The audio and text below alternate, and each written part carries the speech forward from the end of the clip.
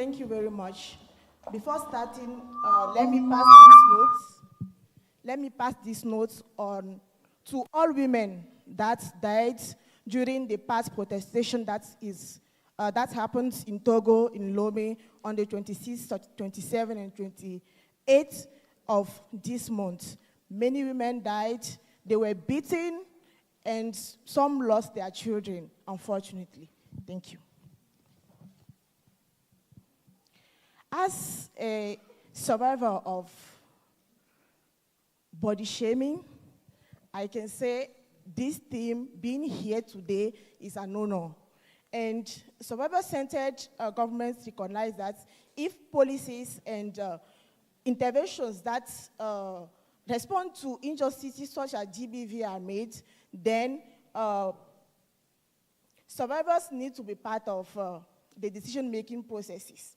For us at Men Engage Africa, a movement that engages men and boys to achieve gender equality through addressing the structural barriers to achieving gender equality, we see it as men understanding the privilege that comes to patriarchy, such being in position of leadership and influence, and forming alliances with women that will allow them to access leadership decision-making processes.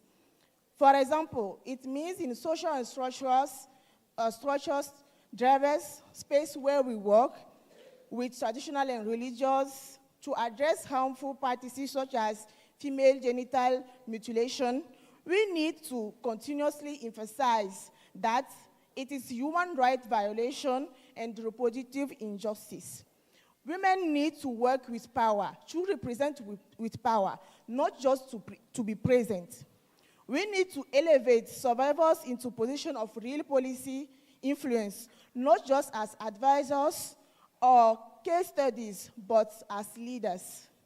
We believe survivors need to be trained, mentored, and supported to take up on the policy-making bodies, commissions, and advisory councils.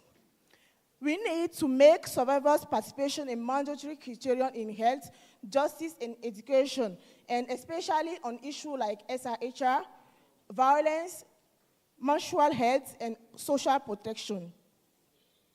We need to shift cultural and media narrative by elevating survivor voices in media, education, and political storytelling, moving from victimization to power, from silence to strategy. Survivors must move from the margin to policy conversation into the centers, not as tokens, but as trusted architects of change. As systems that are failing, and I would like to point especially a system in Togo, whereby, for example, a law is stating that abortions is not allowed, but it is allowed under 3 cases. If only the life of the mother or the life of the baby is in danger, or also if maybe the pregnancy is coming from sexual abuse.